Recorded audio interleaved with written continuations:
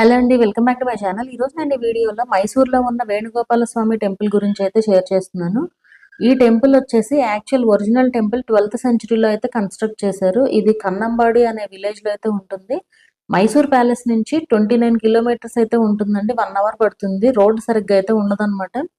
So ఆ village వరకు ఒక 10 to 15 మినిట్స్ ఆ రోడ్లో ట్రావెల్ చేయాల్సి ఉంటుంది. అందుకే కొంచెం ఎక్కువ టైం అయితే పడుతుంది.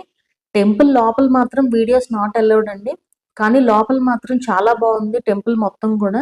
ఇది కొంచెం సిటీకి దూరంగా ఉంటుంది, కానీ వర్త్ అని అయితే అనిపించిందండి వెళ్ళడానికి అక్కడికి. మొత్తం 3 సైడ్స్ కూడా కావేరీ వాటర్ అయితే ఉంటాయి అన్నమాట, బ్యాక్ వాటర్స్. ఇక్కడ KRS డ్యామ్ కూడా ఉంటుంది. ఆ డ్యామ్ కన్స్ట్రక్ట్ చేసినప్పుడు 1930లో ఈ టెంపుల్ మొత్తం కూడా వాటర్లో మునిగిపోయిందట.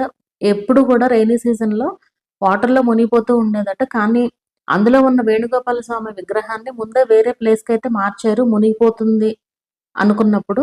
అండ్ ఈ టెంపుల్ని కూడా మళ్ళీ రీకన్స్ట్రక్ట్ చేశారనమాట. 2.5 crores పెట్టి మళ్ళీ ఒరిజినల్ టెంపుల్కి ఒక 1 కిలోమీటర్ డిస్టెన్స్లో అయితే ఈ టెంపుల్ని అయితే కన్స్ట్రక్ట్ చేశారు.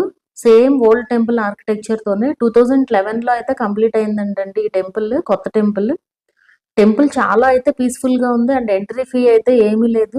అండ్ చాలా నీట్గా మెయింటైన్ చేస్తున్నారు. టెంపుల్ని ముట్టుకుంటే ఎక్కడ మాసిపోతుందో అన్నట్టు ఉందన్నమాట ఫ్లోర్ అంతా కూడా టెంపుల్లో.